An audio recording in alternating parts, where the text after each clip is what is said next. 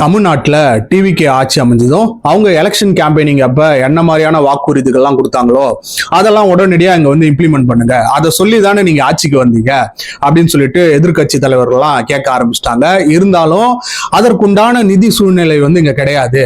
இங்க மிகப்பெரிய நிதி பற்றாக்குறை வந்து இருக்கு. அதற்குண்டான வெள்ளை அறிக்கையை நாங்க வந்து வெளியிடுறோம் அப்படின்னு டிவிகே தரப்புல வந்து சொல்லியிருந்தாங்க.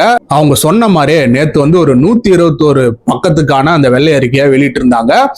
அதுல சில ஷாக்கிங்கான விஷயங்களும் இருக்கு, சில இம்பார்ட்டன்டான விஷயங்களும் இருக்கு. அது என்ன அப்படின்றத டிஸ்கஸ் பண்ணக்கூடிய இந்த சமயத்துல தொடர்ந்து ஒப்பாரிகளை வைக்கக்கூடிய இந்த திமுக எப்ப விஜய் அவர்கள் வந்து இங்க ஆட்சிக்கு வந்தாங்களோ அப்ப ஸ்டார்ட் பண்ண அந்த ஒப்பாரி வந்து இன்னும் ஓயல. அதே மாதிரிதான் நேற்று ஒரு கல்யாண நிகழ்ச்சிக்கு போயிருக்காங்க எம்.கே. ஸ்டாலினும் உதயநிதி ஸ்டாலினும். அங்க போயிட்டு சில விஷயங்களை வந்து பேசி வச்சிருக்காங்க.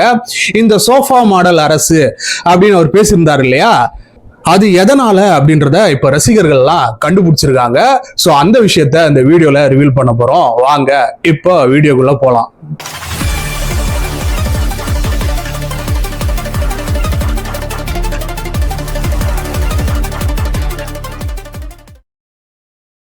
தமிழ்நாட்டில் டிவிகேயோட ஆச்சு ஒரு வகையை அப்படியே ஒரு ஸ்ட்ரகிள் பண்ணி இங்க வந்து வந்துடுச்சுன்னு வைங்களேன்.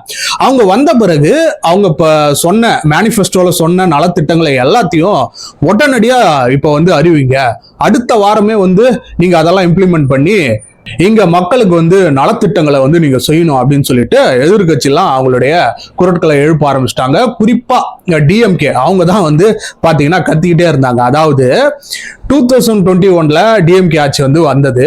கிட்டத்தட்ட ஒரு 23 மாதங்கள் கழித்து தான் அந்த மகளிர் உரிமை தொகை அந்த 1000 ரூபாய் கொடுத்தாங்க இல்லையா, அதை வந்து இம்ப்ளிமெண்ட் பண்றாங்க. அதாவது 2023 செப்டம்பர் மாசத்துல இருந்து தான் அதை வந்து இம்ப்ளிமெண்ட் பண்றாங்க. அவங்க தான் வந்து கேட்கறாங்களாம், உடனடியா அவங்க சொன்ன மகளிருக்கு சொன்ன அந்த 2500, வேலையில்லா இளைஞருக்கு சொன்ன அந்த 4000 அப்படிப்பட்ட அந்த விஷயங்களை உடனடியா இங்க வந்து இம்ப்ளிமெண்ட் பண்ணுங்க அப்படின்னு சொல்லியிருந்தாங்க. அதற்குண்டான நிதி சூழ்நிலை வந்து இங்க கிடையாது. பயங்கரமான ஒரு நிதி பற்றாக்குறை வந்து இங்க இருக்கு.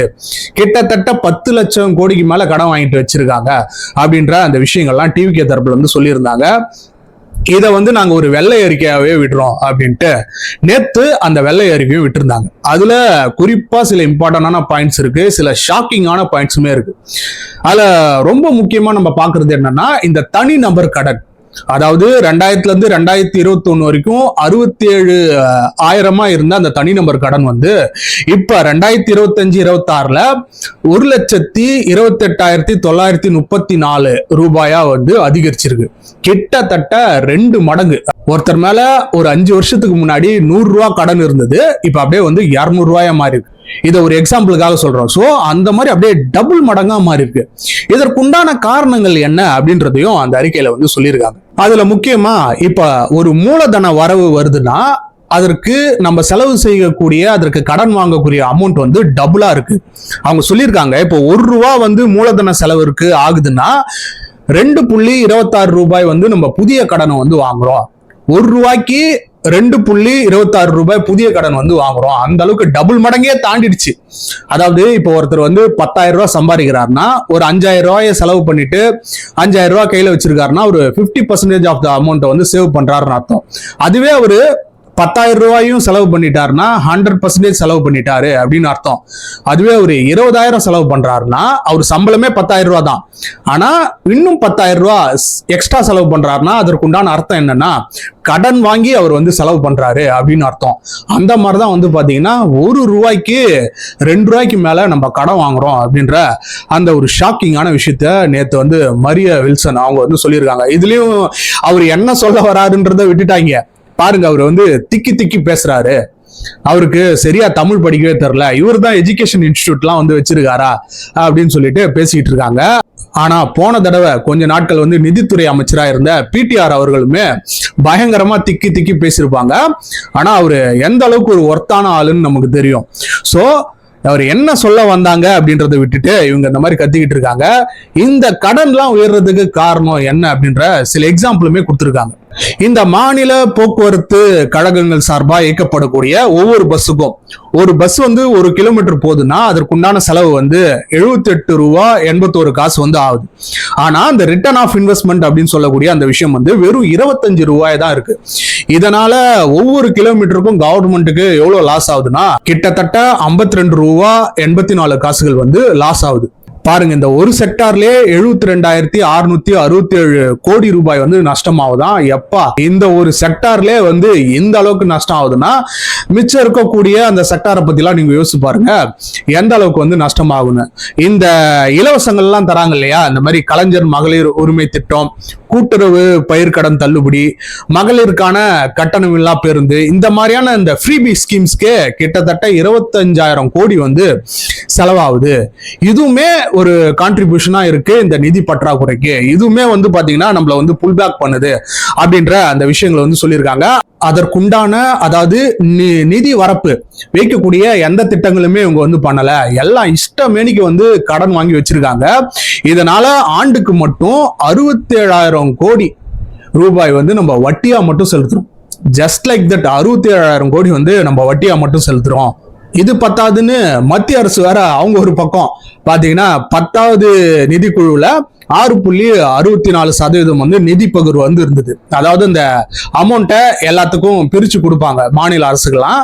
ஆனா இது வந்து 16வது நிதிக்குழுல வந்து வெறும் 4.09% தான் இருக்கு. அவங்களுமே அவங்களுடைய பங்குக்கு வந்து இந்த மாதிரி வந்து பண்ணிக்கிட்டு இருக்காங்க. இதனாலதான் இந்த கடன் அமௌண்ட் வந்து இந்த அளவுக்கு ஏறி இருக்கு. அதாவது உண்மையான கடனை வந்து சொல்லியிருக்காரு. இந்த 10 லட்சம் கோடி இந்த திமுக அரசாங்கம் வாங்கினாங்க இல்லையா, அவங்க வாங்குகின்ற அந்த கடன் ஒரு பக்கம். பொதுத்துறை நிறுவனங்கள் அவங்க வந்து ஒரு 3.18 லட்சம் கோடி வந்து கடன் வாங்கியிருக்காங்க. இதனால தமிழ்நாட்டோட மொத்த கடன் வந்து 13.18 லட்சம் கோடியா ஆயிருக்கு அப்படின்ற அந்த ஒரு ஷாக்கிங்கான விஷயத்தையுமே சொல்லியிருக்காரு. கண்டிப்பா யாரை கேட்டு இந்த அளவுக்குலாம் வந்து இவங்க கடன் வாங்கி வச்சிருக்காங்கன்னு தெரியல. இதெல்லாம் யார் கட்ட போறா? ஜஸ்ட் லைக் தட் வந்து அதாவது சுதந்திரம் வாங்கினதுல இருந்து 60 ஆண்டு காலமா வந்து எந்த அளவுக்கு கடன் வாங்கி வச்சிருந்தாங்களோ அவங்க ஒரு 5 லட்சம் கடன் வந்து வாங்கி வச்சிருக்காங்க. அதுல இன்க்ளூடிங் டிஎம்கே அவங்களுடைய ஆட்சியுமே அடங்கும். அந்த அமௌண்ட்டை டேலி பண்ற விதமா ஒரே ஆட்சியில அதாவது 2021 இருந்து 2025 வரைக்கும் நடந்த அந்த ஆட்சியில கடன்களை வந்து வாங்கி வச்சுட்டு போயிருக்காங்க. இதனால வந்து அப்படியே டபுள் மடங்காகி 10 லட்சம் கோடி கடன் வந்து இங்க இருக்கு. சோ இதற்குண்டான மூலதனம் என்ன, இதுல இருந்து ரிகவர் ஆக முடியுமான்னு கேட்டீங்கன்னா கண்டிப்பா அது வந்து மிகப்பெரிய ஒரு கேள்விக்குறியாதான் அமைஞ்சிருக்கு. கிட்டத்தட்ட நிதி பற்றாக்குறையே 78,324 கோடியாம். அந்த அளவுக்கு வந்து நிதி பற்றாக்குறை இருக்கு. இது கோவிட் காலங்கள்ல வந்ததோட அதிகம் அப்படின்ட்டு சொல்லியிருக்காங்க. இவங்களுடைய அந்த மிஸ்மேனேஜ்மெண்ட் வந்து எந்த அளவுக்கு வந்து போயிருக்கு பாருங்களேன். இந்த கிராஸ் ஸ்டேட் டொமஸ்டிக் ப்ராடக்ட் அப்படின்னு சொல்லுவாங்க, மாநில மொத்த உள்நாட்டு உற்பத்தி மதிப்பு அப்படின்னு சொல்லக்கூடிய அந்த விஷயத்துல பிற மாநிலங்களை விட பயங்கரமா மைனஸ்ல வந்து போய்கிட்டு இருக்கு. அதாவது குஜராத்ல பிளஸ்ல போய்கிட்டு இருக்காது, அது பிளஸ் 0.8% வந்து போயிட்டு இருக்கு. மகாராஷ்டிரல -0.7% இருக்கு. கர்நாடகால -0.8% இருக்கு. ஆனா தமிழ்நாட்டுல -2.2% வந்து இருக்கான். அந்த அளவுக்கு டவுன்ஃபால் ஆயிருக்கு அந்த கிராஸ் ஸ்டேட் டொமஸ்டிக் ப்ராடக்ட்ல. அந்த கிராஸ் ஸ்டேட் டொமஸ்டிக் ப்ராடக்ட் அப்படின்றது என்னன்னா இங்க இருக்கக்கூடிய அந்த manufacturing sector, production, service sector, agriculture இதெல்லாம் ஒன்றிணைஞ்சு அதுல வரக்கூடிய அந்த வருவாய் அது வந்து மொத்தமா வந்து கணக்கிடுவாங்க. அது வந்து இந்தியாவோட ஜிடிபிக்கு கான்ட்ரிபியூஷன் பண்ணும். அதை வச்சுதான் எல்லாமே இங்க வந்து பார்ப்பாங்க. அது வந்து மைனஸ்ல போய்கிட்டு இருக்கு அப்படின்றது மிகப்பெரிய ஒரு ஷாக்கிங்கான விஷயம். சோ இங்க இந்த மாதிரி நிலைமை கையை மீறி போய்கிட்டு இருக்க இந்த சமயத்துல இன்னொரு மிகப்பெரிய ஷாக்கிங்கான விஷயம், இது வந்து அந்த நிதிக்கு சம்பந்தமான ஒரு விஷயம் இல்லை, அதையுமே சொல்லியிருந்தாரு. அதாவது வேகமாக முதுமை அடையும் தமிழ்நாடு. இங்க அந்த ஓல்டர் ஜெனரேஷன் அப்படின்னு சொல்லக்கூடியவங்க வந்து ஏறிக்கிட்டே போறாங்க. குழந்தை பிறப்பு விகிதம் வந்து ரொம்ப கம்மியா இருக்கிறதுனால இந்த யங்ஸ்டர்லாம் வந்து குறைஞ்சிக்கிட்டே வராங்க அப்படின்ற அந்த ஒரு ஷாக்கிங்கான விஷயத்தையும் சொல்லியிருக்காரு. 2011 எடுக்கப்பட்ட அந்த சென்சஸ்ல 10.6% இருந்த அந்த முதியோருடைய எண்ணிக்கை வந்து 2031 18.2% உயரும் அப்படின்னு கணக்கிடப்பட்டிருக்கு. இதுல தமிழ்நாடோட கான்ட்ரிபியூஷன் வந்து பாத்தீங்கன்னா 71.7% வந்து உயர்ந்திருக்கு. அதாவது 2011 இருந்ததை விட 2020 வருஷத்துல பாத்தீங்கன்னா 71% வந்து உயர்ந்திருக்கு. அது மற்ற மாநிலங்களை விட கர்நாடகால 56% தான், மகாராஷ்டிரால வெறும் 50% தான். தேசிய சராசரியே வந்து 56.0 தான் இருக்கு. ஆனா அதை விட இன்னைக்கு வந்து தமிழ்நாடு வந்து முதிர்ச்சி அடைஞ்சிட்டு வருது. இது எதனால ஒரு இம்பார்ட்டன்டான ஃபேக்டரா பார்க்கப்படுதுன்னா, இங்க ஓல்டர் ஜெனரேஷன் வந்து இன்க்ரீஸ் ஆகிட்டே போனாங்கன்னா அந்த மாநிலத்துல வந்து பாத்தீங்கன்னா அந்த ப்ரொடக்ஷனுடைய வேல்யூ வந்து கம்மியாகும். இதனாலதான் நம்ம நேத்து கூட ஒரு வீடியோ விட்டுருந்தோம், வட மாநில இளைஞர்கள்லாம் ஏன் வந்து இங்க வேலைக்கு வராங்க. ஏன்னா இங்க இருக்கக்கூடிய படிச்சவங்க எல்லாம் வேற இடங்களை வேலையை தேடி போறாங்க.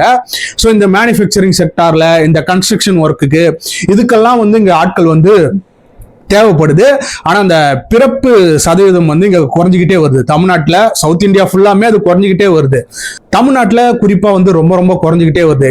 இது வளரக்கூடிய வளர்ந்த நாடுகள்ல ஒரு இம்பார்ட்டன்டான ஒரு விஷயமா இருக்கு, ஒரு தலைவலியாவே இருக்கு. யுஎஸ் ஆகட்டும் சரி, ஜப்பான் ஆகட்டும், ஆஸ்திரேலியா ஆகட்டும், யூரோப்பியன் கண்ட்ரீஸ்ல ஆகட்டும், அவங்களுடைய பிறப்பு விகிதம் எல்லாம் குறைஞ்சிக்கிட்டே வருது.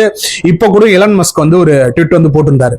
அதாவது ஒரு ஆவரேஜா ஒரு கண்ட்ரியோடைய பாப்புலேஷனை அதே நிலையில வச்சிருக்கணும்னா ஒரு பெண் வந்து தன்னுடைய வாழ்நாள்ல சராசரியா 2.1% குழந்தைகளை வந்து பெத்துக்கணும். இப்ப ஃபர்ஸ்ட் தடவையா இந்தியாவே வந்து பாத்தீங்கன்னா அதுக்கு கீழே வந்து போய்கிருக்கு. அதாவது 1.9% தான் இங்க இருக்கிறவங்க குழந்தை வந்து பெத்துக்கிறாங்க. அதனால இந்தியாவுடைய பாப்புலேஷன் டீக்ளைன் வந்து ஆகிறதுக்கு நிறைய சான்சஸ் இருக்கு.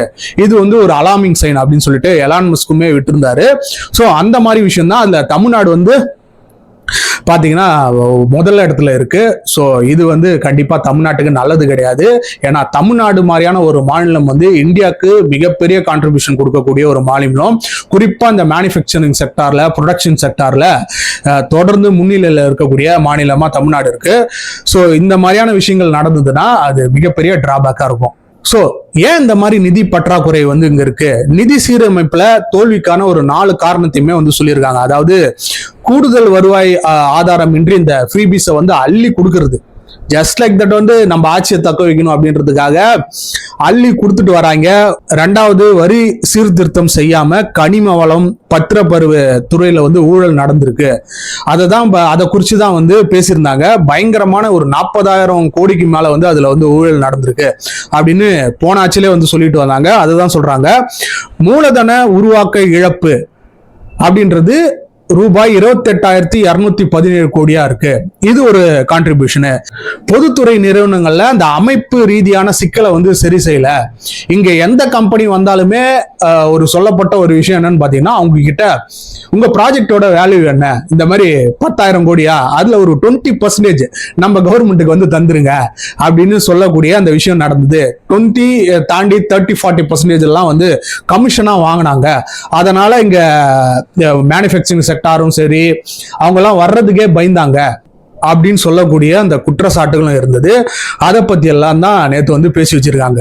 இப்ப நடக்கக்கூடிய இந்த நடப்பு ஆண்டுல எவ்வளவு நிதி பற்றாக்குறை இருக்குன்னா 1,32,208 கோடி. அந்த அளவுக்கு வந்து பாத்தீங்கன்னா இங்க நிதி பற்றாக்குறை இருக்கு. இதுதான் வரலாற்றிலே, இது வரைக்கும் சுதந்திரம் பெற்ற அந்த வரலாற்றிலே தமிழ்நாட்டில் ஒரு நிதி பற்றாக்குறை ஹையஸ்ட் எதுன்னா இந்த அமௌண்ட் தான் அப்படின்னு சொல்லிட்டு அமைச்சர் மரிய வில்சன் வந்து சொல்லியிருக்காரு. நீங்களே யோசிச்சு பாருங்களேன், டிஎம்கே வந்து எந்த மாதிரியான வேலைகளை வந்து பண்ணி வச்சிருக்காருன்னு பாருங்க. ஒரு பக்கம் கடன் வாங்கிட்டாங்க, சரி அதை விடுங்க, அது ஒரு பக்கம் இருக்கட்டும். இன்னொரு பக்கம் இந்த பிடிஆர் போன்ற ஒரு முக்கியமான லீடரை வந்து அவங்க சைட்லைன் பண்ணது. ஒரு ஆடியோ வந்து வெளியாச்சு. இந்த மாதிரி மகனும் சரி மருமகனும் சரி 30,000 கோடிக்கு மேல வந்து எல்லாரும் ஆளுக்கு வாங்கி இது ஊழல் பண்ணிக்கிட்டு இருக்காங்க அப்படின்ற கூடிய ஒரு ஆடியோ வந்தது. அதனால வந்து பாத்தீங்கன்னா அவரை வந்து அந்த நிதி அமைச்சர் பதவியில இருந்து தூக்கி வேற இதுக்கு வந்து மினிஸ்டருக்கு வந்து போட்டுட்டாங்க. அவரு டிஎம்கேல என்னதான் நம்ம வந்து மாற்று கட்சிக்கு சப்போர்ட் பண்ணாலும் சரி, மற்றவங்களுக்கு ஓட்டு போட்டு அவங்களை ஜெயிக்க வச்சிருந்தாலுமே சரி, ஆனா டிஎம்கேல ரொம்ப ரெஸ்பெக்ட்ஃபுல்லான ஒரு பர்சனா பார்க்கப்பட்டவர் தான் அந்த பிடிஆர் தியாகராஜன். அவரை வந்து பாத்தீங்கன்னா அந்த இதுல இருந்து தூக்கிட்டாங்க. அவர் ஒரு குறிக்கோளோட இருந்தாரு, இது எப்படியாவது இந்த நிதி நிலைமையை வந்து நம்ம சரி பண்ணணும், அதற்குண்டான வேலைகள்ல நம்ம இங்க வந்து இன்வெஸ்ட் பண்ணணும் அப்படின்ற அந்த ஒரு குறிக்கோளோட ஒரு அஜெண்டாவோட இருந்த ஆளை தூக்கி போட்டுட்டு கத்திக்கிட்டு இருக்காங்க உட்காந்து. இந்த மாதிரி பாருங்க, டிவிக்கு ஆட்சியில அவங்க சொல்லக்கூடிய அந்த நலத்திட்டங்கள்லாம் பண்ண முடியல பாத்தீங்களா, இந்த அளவுக்கு கடன் வாங்கி வச்சிருந்தா எப்படி பண்ண முடியும்?